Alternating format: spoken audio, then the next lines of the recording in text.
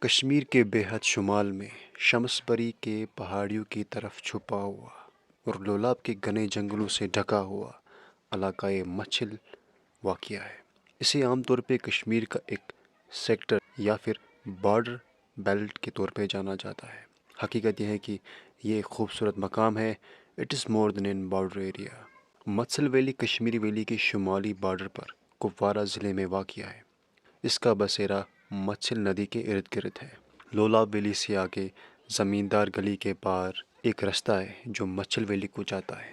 لولاب سے رستہ کالاروس کی طرف جاتا ہے، گھنے ہرے دیودار کے جنگلوں سے گزر کر سرکل کشمیر ویلی کی پلینس کی طرف آخری بستی ہے۔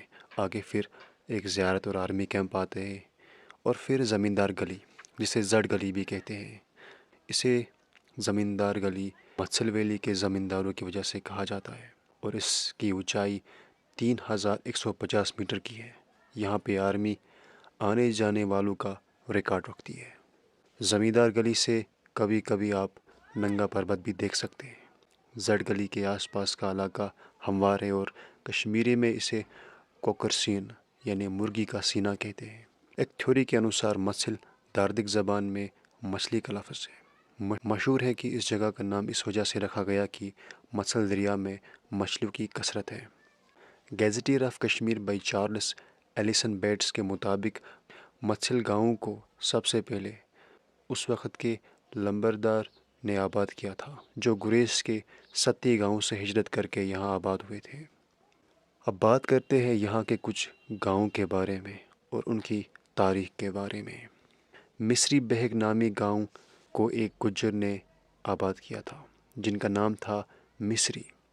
انہوں نے اپنے جانوروں کے ساتھ یہاں بسنے کا فیصلہ کیا اور یہ پھر مصری بہگ بنا۔ بعد میں الگ الگ ذاتیں جیسے بٹ، لون، چوپان اس گاؤں میں شامل ہوئے۔ کچھ سالوں پہلے فوج نے فوجی پوسٹس تک جانے والا رستہ چوڑا کیا۔ اب یہ رستہ گریز تک جاتا ہے۔ اس رستے کو میکڈمائز کرنے کی ضرورت ہے۔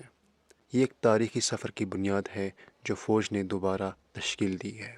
دودھی نام کا گاؤں پورے مچھل میں دودھ کی کثرت کے لیے مشہور تھا۔ ایک شخص جن کا نام کمال تھا، انہوں نے یہ گاؤں بسایا تھا۔ ان کے پاس کئی سارے جانور تھے، دودھ کی کثرت تھی، ہینس دا نیم دودھی۔ اب بات کرتے ہیں چونٹواری گاؤں کی۔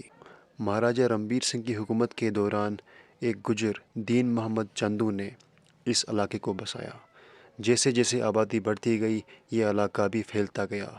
مچھل دریا کے قریب کا حصہ چونٹواری پائن بن گیا اور پہاڑ کی چوٹی پر واقع چونٹواری بالا بن گیا۔ پائن اور بالا فارسی الفاظ ہیں جو نیچے اور اوپر کے لیے استعمال ہوتے ہیں۔ ایک اور گاؤں ہے جس کا نام ہے دب پل۔ کشمیری میں دب کا مطلب ہوا ورانڈا اور پل ایک پتھر ہے، یعنی یہاں ایک ایسا پتھر تھا جو ورانڈا کے مانند تھا۔ اس گاؤں کو ایک گجر فیملی نے یہ نام دیا۔ بعد میں گریز اور کپوارہ کے لوگ یہاں کے آباد ہوئے۔ گریز کے کھنڈیال سے لوگ یہاں کے آباد ہوئے تھے۔ ایک اور گاؤں ہے ہرد رنگ۔ یہاں مختلف رنگوں کے پھول کھلتے تھے۔ پھر کسی نے اس جگہ کا نام رنگ پتھرا رکھا۔ بعد میں اس کا نام ہردو رنگ بن گیا جس کا مطلب ہوا مختلف رنگوں والا۔ کٹواری نامی گاؤں کے اندر لوگ پاشتو بولتے ہیں اور ان میں سے اکثر لوگوں کے جد ہزارہ سے یہاں کے آباد ہوئے تھے۔ ایگریکلچر یہاں کے لوگوں کا بنیادی ذریعہ آف انکم ہے۔ لوگ آرمی پہ بھی کئی طریقے سے ڈپینڈ ہیں۔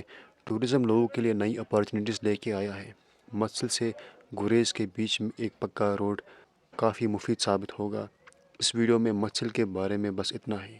کبھی اور ہم مچھل کے بارے میں پھر سے بات کریں گے۔ دیکھتے رہیے۔